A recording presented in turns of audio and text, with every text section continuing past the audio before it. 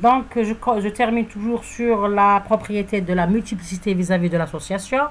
Donc, on a en général ces exemples de multiplicité qui sont les plus utilisés. Donc, 0 à 1, min égale à 0, max égale à 1, min égale à 1, max égale à 1, donc on a ça par 1, min égale à 0, max égale à plusieurs, donc si on ne connaît pas le maximum, donc c'est étoile, minimum 1, maximum étoile, donc une instance ou plusieurs, donc au moins 1.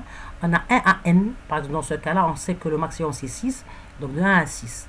Donc si on connaît le maximum, on peut le spécifier c'est-à-dire dans le numéro de maximum, bien le nombre maximum de la multiplicité.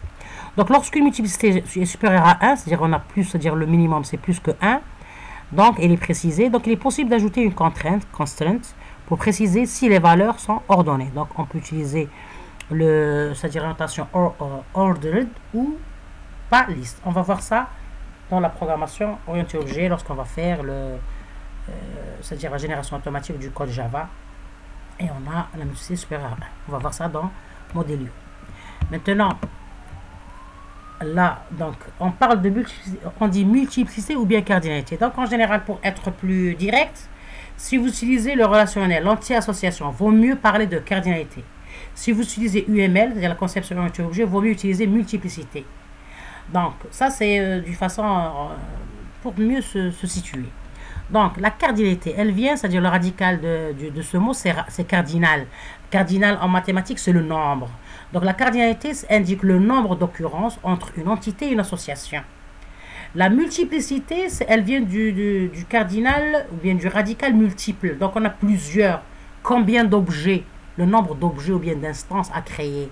Donc, donc combien on peut créer d'objets à travers cette association. Cette terminaison d'association. Donc, la multiplicité située à une extrémité d'une association en UML indique à combien d'instances de la classe une instance de l'autre classe peut être liée. Vous voyez?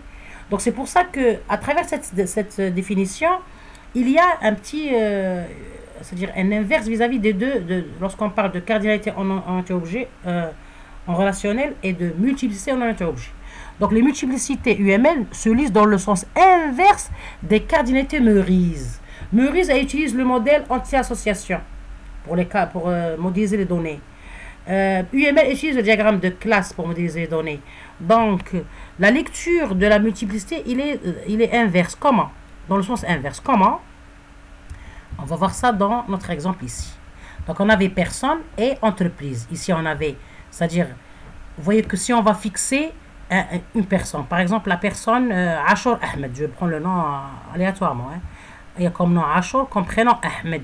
Donc, cette personne-là, elle peut travailler dans une seule entreprise.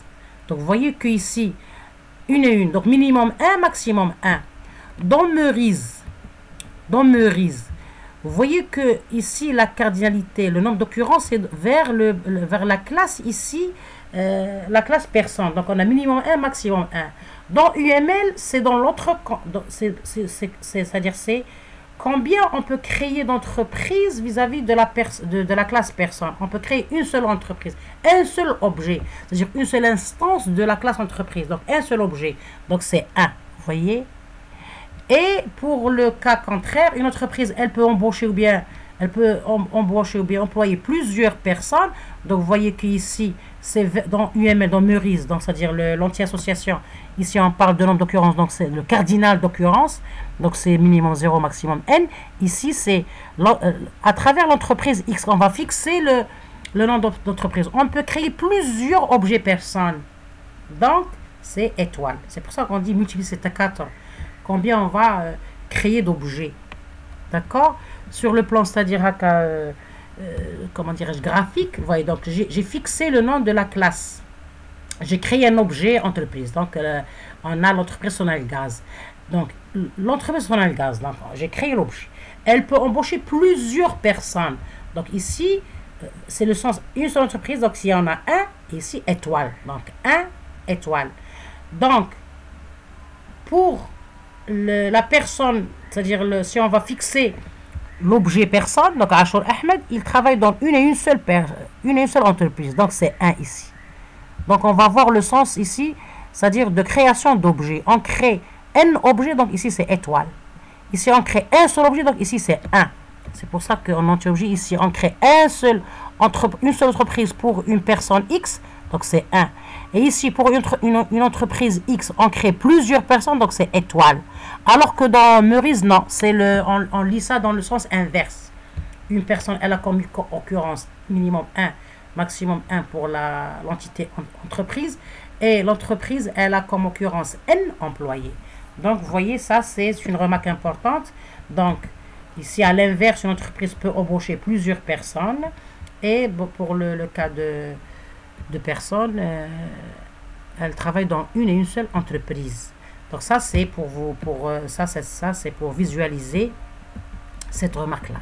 Attention, les multiplicités UML se lisent dans le sens inverse des cardinalités Meurize. Donc, pour être direct, en orienté objet, vous parlez de multiplicité, c'est-à-dire c'est combien créer d'objets, et en relationnel, l'anti-association, il faut parler de cardinalité, c'est-à-dire le nombre d'occurrences entre une entité et une association. C'est-à-dire combien il y a d'occurrences de cette entité vis-à-vis de l'association. D'accord? Bien. Donc la cardinalité ou la multiplicité, dans les schémas relationnels en modélisation des données, elle sert à compter le nombre minimum et maximum de possibilités que chaque classe contient dans la relation, liant deux ou plusieurs objets. Cette notion est utilisée par la modélisation UML, bien sûr Meurize et UML. Donc pour Meurize, on dit cardinalité, pour UML, on dit multiplicité. Donc, la multiplicité est la définition du nombre possible de relations entre les types, alors que la cardinalité définit le nombre de relations réellement paramétrées entre les objets issus de ces types.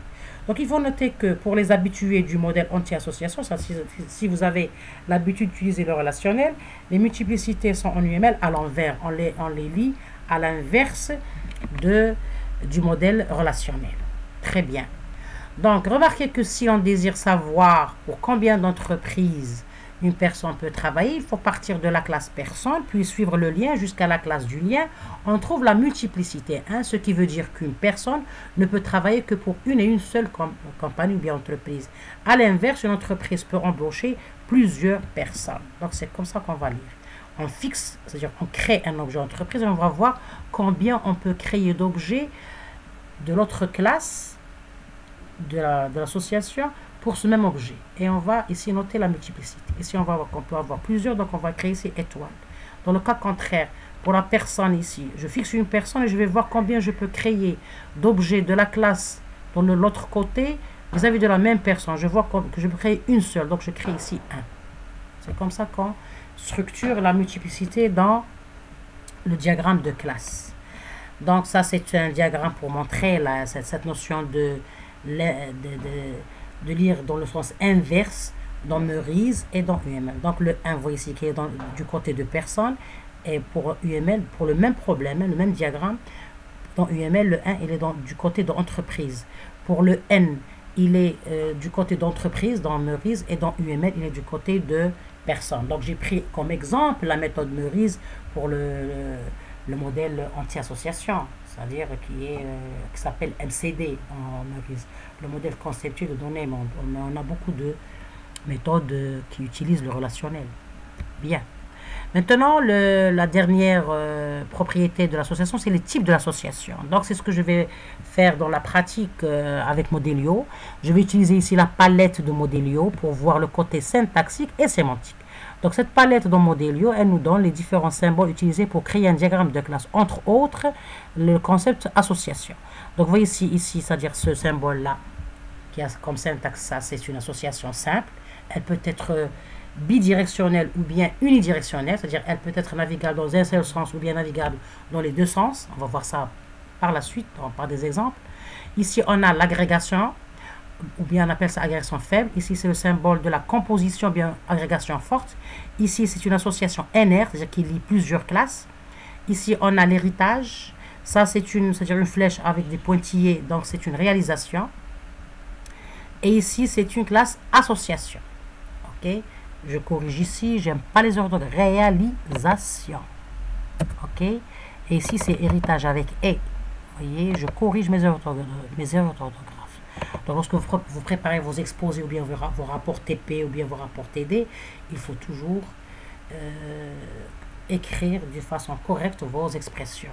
Et surtout que les éditeurs de texte comme Word ou bien n'importe quel éditeur de texte, il est doté d'un correcteur